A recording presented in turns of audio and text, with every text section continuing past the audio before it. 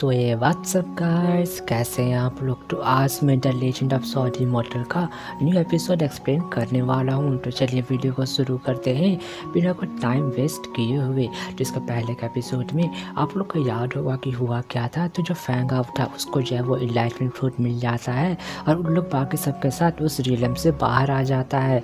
तो हमारा एपिसोड वहीं पर से शुरू होता है। तो जहाँ पर वो जो किंग फैंग था हेवनली सॉर्ड माउंटेन से, वो बोल रहा था कि हाँ तुम लोग का बात सही है, लेकिन यह बंदा जो है वो जो है जाओ डायनेस्टी से बिलोंग नहीं करता है। तो सियाओ बोल रही थी कि हाँ लेकिन यह जो जाओ डायनेस्टी का एक गेस्ट है। किंग फैंग बोल रहा था कि गेस्ट आखिर में इससे फर्क ही क्या पड़ता है, क्या प्रूफ है कि यह जो है डेमन रेस से बिलोंग नहीं करता है। हमें तो लगता है कि यह डेमन रेस है, क्योंकि जब से इसने एंटर किया था उस सेक्रेट रियलम से, तभी जो वहाँ पर डेमन उल्फ अपीयर हो गया था और इसने जो उस डेमन उल्फ की मदद से जो सेकेंड प्रिंस जी हुआंग था उस पर अटैक भी करवाया था। ये वाकई में डेमन रेस से बिलोंग करता है और इसने जो है उस डेमन उल्फ की मदद से उस इनलाइटमेंट फ्रूट को भी हासिल कर लिया। तो ये बात सुनकर फैंगा बोल रहा था कि चलो तुम वाकई में मेन पॉइंट पर आ चुके हो, तो तुम जो है यहाँ पर इनलाइटमेंट फ्रूट को लेने के लिए आए हुए हो। किंग फैंग बोलता है कि हाँ तुम उस फ्रूट को बिल्कुल भी डिजर्व नहीं करते हो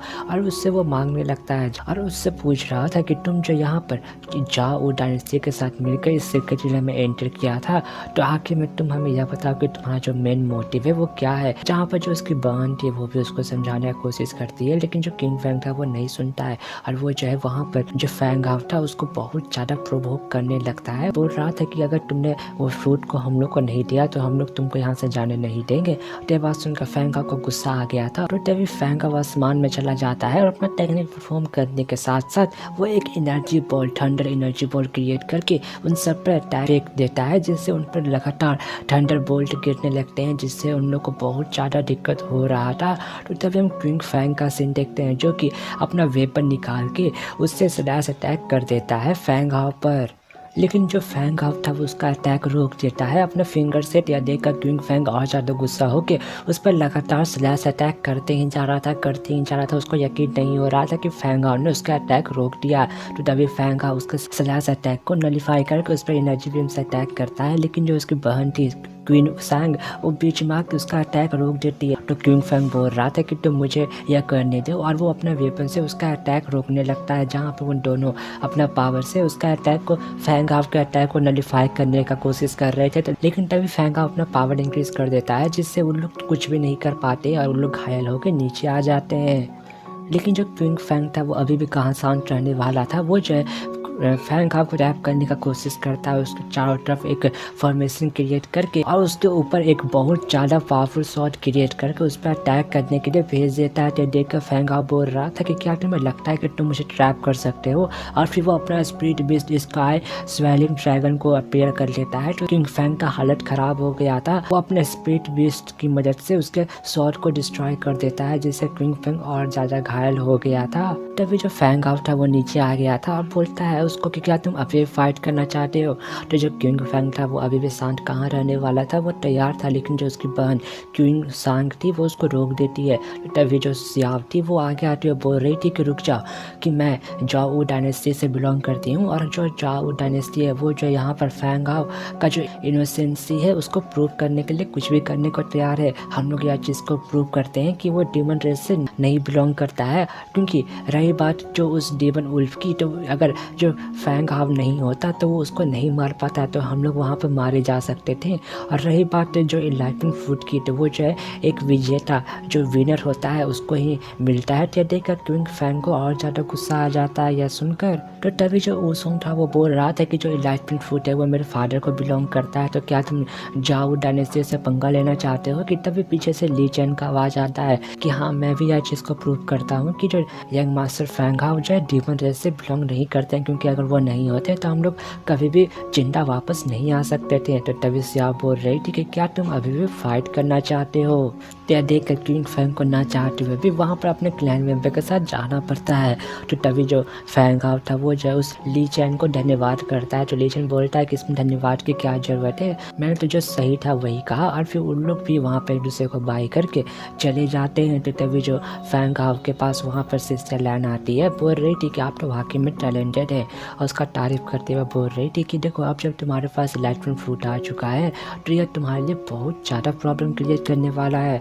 तो फैंग आप बोल रहा था कि अगर आप चाहते हैं कि मैं जो आपका किंगडम है वहाँ नहीं जाऊँ, क्योंकि अगर वो आपके लिए प्रॉब्लम क्रिएट कर सकता है, तो आप चिंता ना करें, मैं पहले ही यहाँ पर से चला जाऊँगा। तो ये बात सुनकर सिस्टरलैन बोलती है कि नहीं आप गलत समझ रहे हैं। और बोल रही थी कि देखिए जो जैसा कि जो थर्ड प्रिंस वू संग ने कहा, जो हमारे किंग है उनको जो है यह इलाइटमेंट फ्रूट की बहुत ज़्यादा ज़रूरत है, तो क्या आप यहाँ पर हमारे साथ हमारे किंगडम जाने को तैयार हैं? तो ये बात सुनकर फैंग अपने मन में सोच रहा था कि उसको जल्द से जल्द टाई सॉर्ड इमॉर्टल क्लैन जाना पड़ेगा ताकि वो जो अपना पुराना काम पूरा कर सके। और वो सोच रहा था कि उसको यहाँ पर जाना चाहिए और फिर वो जो वहाँ पर उसके जाऊ डायनेस्टी जाने के लिए तैयार होता है। देख के वहाँ पर सब लोग खुश हो गए थे। जहाँ पर सियाओ बोल रही थी कि जो इलाइटमेंट फ्रूट का मैटर है उसके बारे में हम लोग बाद में बात करते हैं। तो तभी वहाँ पर एक बोट भी आ गया था जहाँ पर उन लोग उस बोट पर सवार होकर चले जाते हैं। तो तभी हमारा सीन चेंज होता है और हमें डीमन रेस का सीन दिखाया जाता है, जहाँ पर हम देखते हैं कि एक लड़की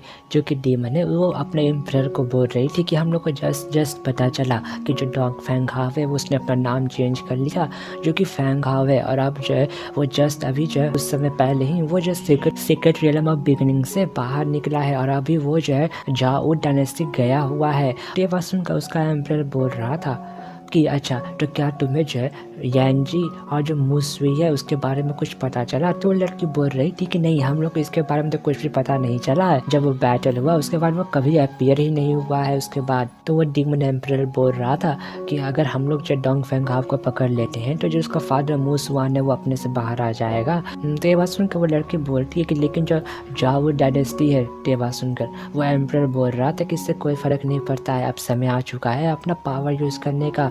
तो तभी हमारा सीन चेंज होता है जहाँ पर हम देखते हैं कि उन लोग अभी भी उस बोट पर सफ़र कर रहे थे, जहाँ पर कुछ देर बाद उन लोग जो है जाओ डायनेस्टी के एम्परर सिटी के मेन गेट के पास आ जाते हैं, जहाँ पर जो सियाओ थी वो अपना पावर का यूज़ करके वहाँ का जो बैरियर थी उसको हटा देती है और फिर वो जो डोंग फेंग हाव को अंदर जाने के लिए बोलती है। जहाँ पर तभी हम उसके अंदर का सीन देखते हैं, उस सिटी के अंदर का सीन देखते हैं, जहाँ पर फेंग हाव बोल रहा था कि एम्परर कैपिटल अब जाओ डायनेस्टी वो तो वाकई में सुंदर है। तो तभी जो सिस्टरलैन थी वो बोल रही थी कि देखिए जो यंग मास्टर फैंग हाव आपको जो यहाँ पर रेस्ट कर लेना चाहिए, और क्योंकि जो बाकी से प्रिंस और प्रिंसेस हैं उनको जो किंग से मिलने के लिए जाना पड़ेगा। तो तभी हम देखते हैं कि वहाँ पर वो तीनों यानी कि जो सियाव थी, लिंग सुई और वूसोंग थे वो तीनों वहाँ से जाने लगते हैं। जहाँ पर सियाव है वो पीछे मुड़कर बोलती है कि हम लोग दोबारा से ज़रूर मिलेंगे।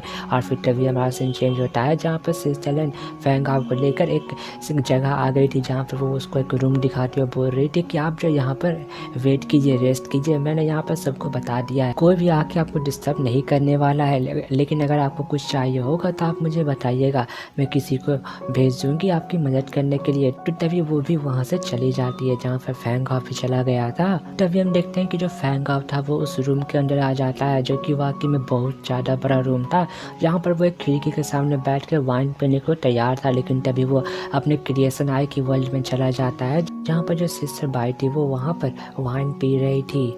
जहाँ पर फैंग हाव को रिस्पेक्ट दिया हुआ देखकर वो बोल रही थी कि अच्छा तो तुम और ज़्यादा पावरफुल बन चुके हो, तुम तो वाकई में ग्रो हो चुके हो। अब बोल रही थी कि देखो जो जाओ डायनेस्टी है उसका एक बहुत ज़्यादा पुराना हिस्ट्री है, थाउजेंड्स ऑफ ईयर पुराना, तो तुम्हें यहाँ पर वाकई में सतर्क करना चाहिए, क्योंकि जब से हम लोग यहाँ पर आए हैं तब से मुझे यहाँ पर ड्रैगन डीमन का एक बहुत ज़्यादा पावरफुल ऑरा महसूस हो रहा है। जहाँ पर वो बता रहा था कि उसके फादर ने उसको बताया था कि जो डीमन रेस है वो जो इमॉर्टल क्लैन को हमेशा डिस्ट्रॉय करने का सोचते रहता है।